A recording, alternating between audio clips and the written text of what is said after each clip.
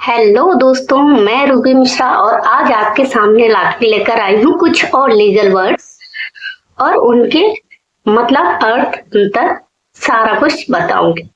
तो जुड़े रहिए हमारे चैनल से और शुरू करते हैं। तो इसमें सबसे पहला शब्द है थेफ्ट, मतलब चोरी। उसके बाद एक्सटॉर्शन मतलब उद्धापन, जिनमें लोग कंफ्यूज होते हैं थोड़ा सा, तो इनमें मैं अंतर क्लियर करूंगी। लूट आएगा, लूट, डकैती। और एक आईपीसी से हटा, आईपीसी में नहीं था बट वीएनएस में जो है डाला गया है, एक नया वर्ड है स्नैचिंग, मतलब झपट मारी। ओके, तो स्टार्ट करते हैं। थेफ्ट, चोरी। तो चोरी आईपीसी की धारा 378 में दिया गया था, जिसको अब चेंज करके बीएनएस की धारा 303 के क्लोज 1 में इसको डिफाइन किया गया है। ओके, रिपीट कर देती हूँ। आईपीसी की धारा 378 में था और चेंज होके बीएनएस की धारा 303 के क्लोज 1 में दिया गया है। चोरी की परिभाषा। चोरी होती क्या है? जब कोई बेईमानी से किसी के कब्जे से अचल संपत्ति को उसकी सम्मत के बिना उसके कब्जे से बेईमानी से हटाता है, तब वह चोरी करता है, ऐसा कहा जाता है। Let's clear. ओके, क्या चोरी के लिए कोई पनिशमेंट भी है? यस, है। तो चोरी के लिए पनिशमेंट आईपीसी की धारा 379 में प्रावधान किया था और बीएनएस की धारा 303 के क्लॉज 2 में प्रावधान किया गया। जो चोरी करेगा उसको 2 वर्ष तक की सजा या जुर्माना या दोनों से दंडित किया जा सकता है।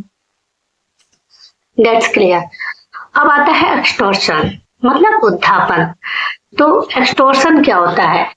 अगर कोई किसी व्यक्ति को उसको या उसके किसी अन्य स्वजन को क्षति के भय में डालकर उद्धापन करता है, चीजों को मतलब उसकी किसी संपत्ति को परिदत्त करने के लिए बेईमानी से उसको उत्प्रेरित करता है, तो वह उद्धापन कहता है, ऐसा कहा जाता है। फिर से रिपीट कर दूं।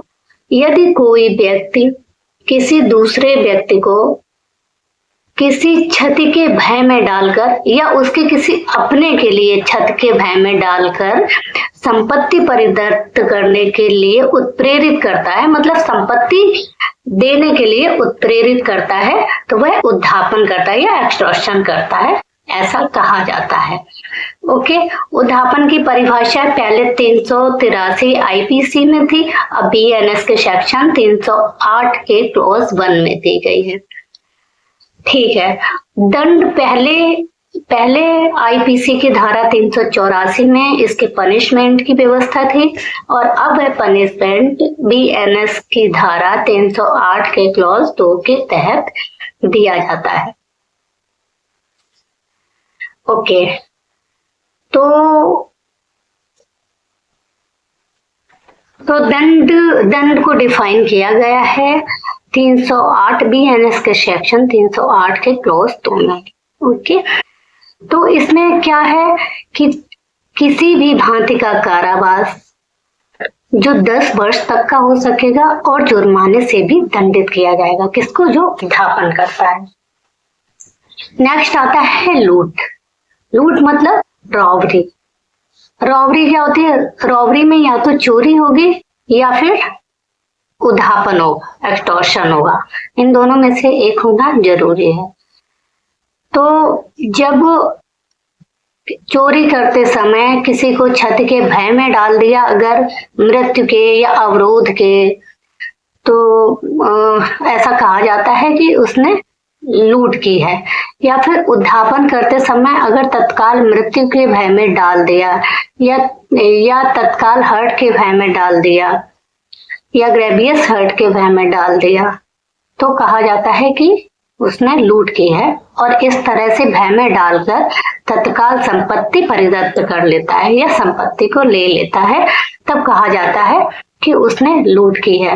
अच्छा, लूट सेक्शन आईपीसी के 390 में दिया गया था और बीएनएस के सेक्शन 309 में। ओके, अब इसके दंड का प्रावधान आईपीसी 392 करता था और बीएनएस 309 का क्लॉज 4।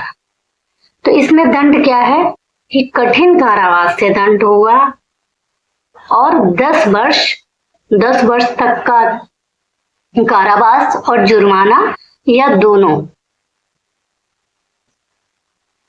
हो सकते हैं। और अगर सूर्यास्त